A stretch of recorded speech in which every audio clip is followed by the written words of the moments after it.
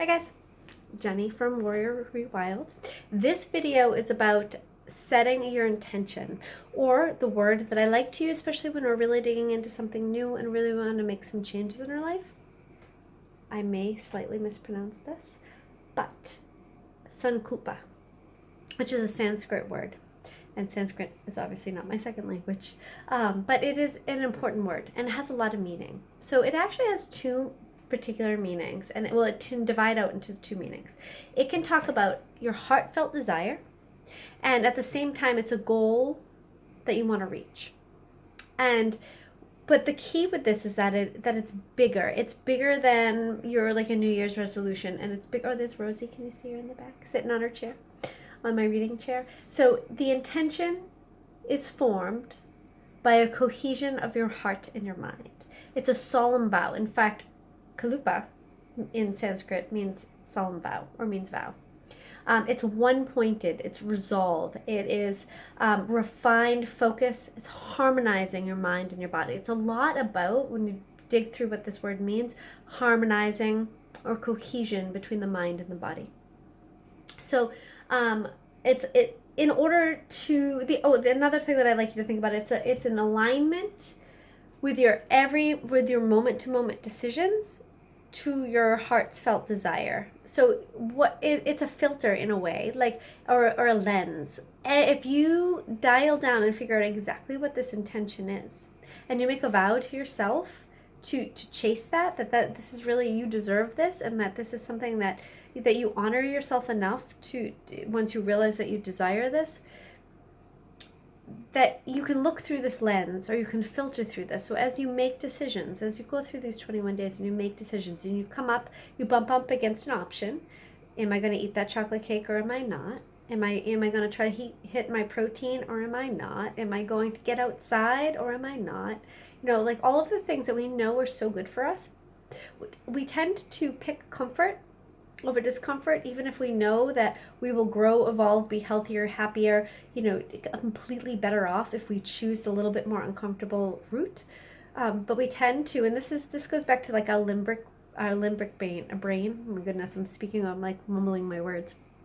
It goes back to this more ancient part of our brain, because we are completely evolved to seek pleasure and to avoid pain. That is why we've evolved. That's why we've survived, right? But we then have evolved to also have this frontal cortex. So we have this older, more some people call it the lizard brain. We have this older primal brain that really just wants to keep us alive, or at least long enough to stay alive to procreate, because really that's all evolution is pushing you to do. But we, as humans, as much as I'm always like, we are nature, we are animals, we need to remember that in order to really create an optimal habitat for us to thrive and not just survive.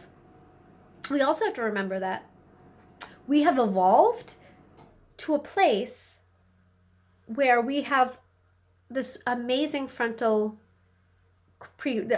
cortex, which gives us consciousness and gives us ability to understand and to make decisions, gives us free will.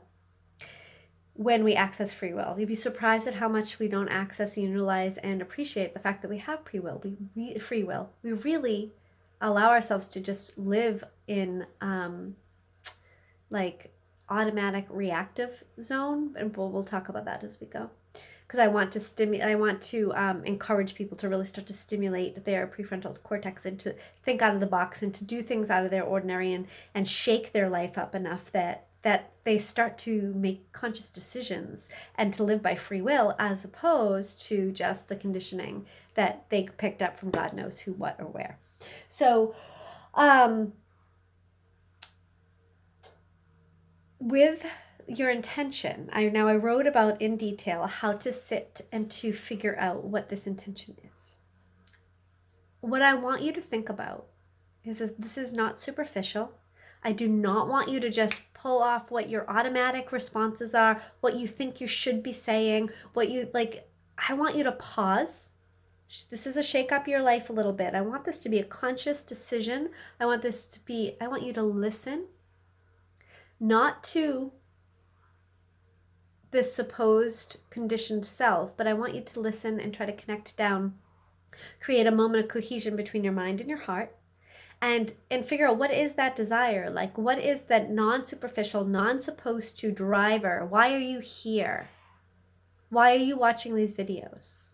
Right? I don't, if you read my first email, I don't believe in coincidences. Well, I do believe in them, but I believe that there's a synchronicity in them. I believe that everything there's a purpose, there is a underlying flow that the universe is helping us all grow, evolve, achieve our highest light.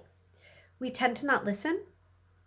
And when we don't listen, that dulls out. But when we start to listen, we start to see more of them.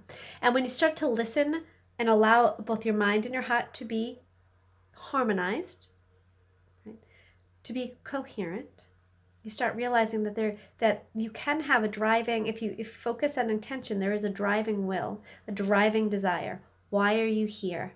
What do you want to get out of this? Is this about longevity for you? Is this about feeling alive? Is this about, getting healthy? What in the depth of things? Don't automatically say you're doing this for your children, you're doing this for your loved ones. Those are all important. And yes, we want that time. But really for you, some people come because they realize that their body's breaking down and they want to come heal their body from like the inside out. That's awesome. Are you here because you're tired? Are you here because you feel lost? Are you here because you have a known illness and you want to reverse that? Do you know or think that maybe you're headed in the direction of that illness? What is it? Do you struggle with some self-love or some self-loathing? Do you, there's so many different reasons that people seek, right? And so why are you here? What do you want to get out of this program? Whittle it down first to a sentence or two, then to a couple words. If you can get anywhere between 1 and 3 words, that's amazing. They don't necessarily need to make sense to your logical mind. They could be things like empowerment. They could be things about passion. They could be things about fire. They could be things about healing. It could be things about release. I mean, there's all these different words. So get your concept and then get words. And then if you want and are comfortable with sharing, so in the past, I'm going to put a couple up on the Facebook, and I'll put them in the email as well. I have made little things and then sent them so that people could put it on their Facebook. They could put it as their phone or their computer front screen. And it just, just the words, a couple of words. And if you keep those at the forefront of somewhere, whether you write them on an index card or you put them on your phone or your computer or you write them on your hand and pen, I don't care. But I want you seeing these words every day. So as you come up and you bump up against decisions, crossroads about what you're going to do, you make that choice. I'm going to sneeze. Hold on. Maybe not. When you come up, it's like, it's right there. When you come up to these crossroads, time and time again, moment, every time you come up to these crossroads over these next 21 days, and then after, too, and this is an exercise you can do over and over and over again. You can do for different parts in your life. You can do for your whole life. And you can always re-up it and change it. I find like even people who do 21 days and then the next month they do 21 days again with me, that their intention changes a little bit because we're constantly changing. And I don't want you to get stuck ever in one paradigm of thought. So work on this. Okay, guys, we'll talk soon. Until next time.